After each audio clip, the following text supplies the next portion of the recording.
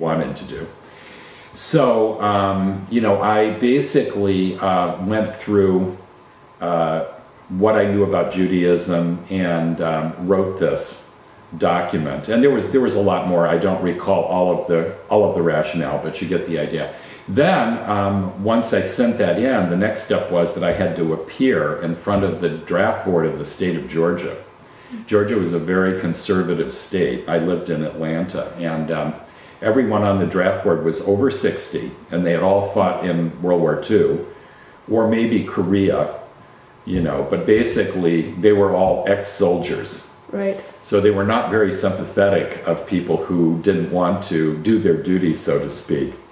Now, of course, if you were a conscientious objector, it didn't mean that they would not send you to Vietnam. It only meant they wouldn't send you to Vietnam as a soldier. You may have to go as a medic. So you could actually end up in Vietnam on the battlefield, just not having a gun. But that didn't always happen, of course. It depended on what happened. So I went in front of the Georgia draft board, all these old men with white hair, and here I was, this 20-something with long hair down to my shoulders, since I was something of a hippie. And they didn't look very kindly on me at first, but when I started talking and I made my case, I was pretty eloquent about it and obviously very sincere about why I was, doing it. And they agreed to grant me my CO status. So I became a conscientious objector. Then after that, I actually had to go and take the physical.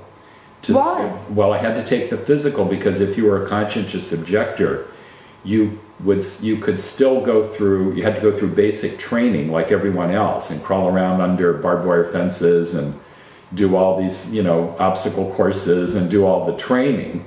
It's just that you weren't going to be fighting. So I went to take the physical, and when I did, they discovered that I had bad knees.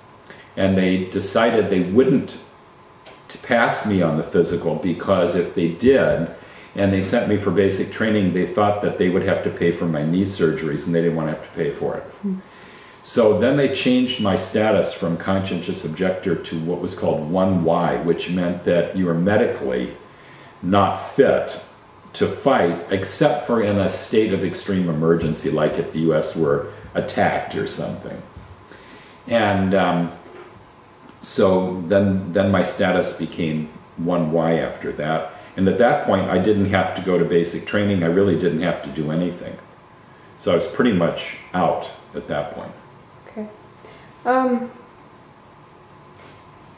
I realized that you, at the time, were in the same area as the Kent State shootings and at the same time period. Yes, I was. Was there any...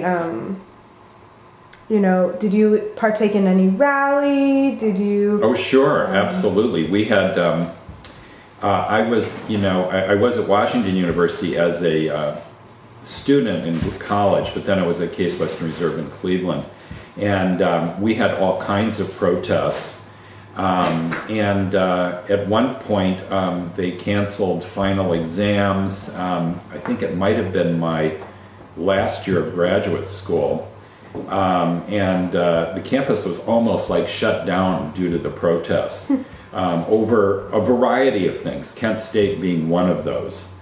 I think Nixon was president. I think LBJ was already out, and I think Nixon was in when they invaded Cambodia, as I recall. That was part of Nixon's plan, was the incursion into Cambodia to take out Viet Cong. Yeah, exactly. So I think when he did that, caused the university to be shut down as well. So definitely there were lots of protests. I was involved in them. I wasn't a nonviolent person. I wasn't trying to burn down the ROTC building, the ROTC building, which I think at Washington University someone burned it down. But I wasn't involved in those kinds of things. But definitely speaking out against the war, protest, refusing to go, those kind of things. And I remember when I became a conscientious objector, my father thought it was really a bad thing. A few years later, he totally reversed course and decided that it had been a really good thing, and in fact thought that he had encouraged me to do it, which was not the case. But a little historical revisionism on his part.